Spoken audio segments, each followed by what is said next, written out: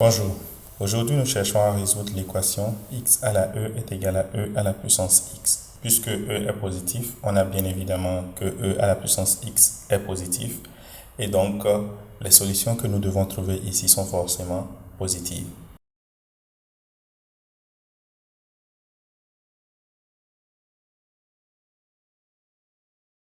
Une solution évidente à cette équation est bien sûr x est égal à e, mais une question légitime qu'on pourrait se poser, c'est est-ce que c'est la seule solution? Donc dans cette vidéo, nous allons essayer de répondre à cette question. Pour ce faire, notre équation x à la e est égal à exponentielle de x implique directement que logarithme népérien de x à la e est égal au logarithme népérien de e à la x. Donc, en utilisant la propriété selon laquelle le logarithme népérien de a à la puissance n est égal à n logarithme népérien de x, on peut donc conclure que e fois logarithme népérien de x est égal à x fois logarithme népérien de e. Le logarithme népérien de e étant égal à 1, e logarithme népérien de x est égal à x. Ensuite, en ramenant toute l'expression d'un seul côté, on a donc x moins e logarithme népérien de x est égal à 0. En posant f de x est égal à x moins e logarithme népérien de x, on a que sa dérivée est égale à 1 moins e divisé par x, c'est-à-dire x moins e divisé par x.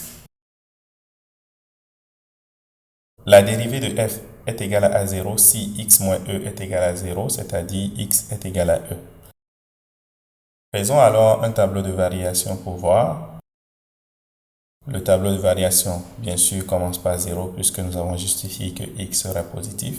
Et ensuite, on place e et la dérivée qui sera négative lorsque x est inférieur à e et positive lorsque x est supérieur à e.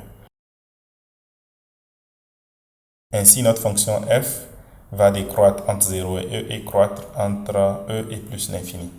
On calcule f de e, cela est égal à e moins e ln de e, c'est-à-dire e moins e qui est égal à 0. Et cela implique donc que le minimum de notre fonction dans notre table de variation est 0 et est atteint en e. Cela implique que notre fonction f admet un minimum en x égale à e, et cela implique bien évidemment que notre fonction ne peut être nulle qu'une seule fois et en x égale à e. Cela permet de conclure que notre équation e à la puissance x est égale à x à la puissance e n'a qu'une et une seule solution qui est x est égal à e.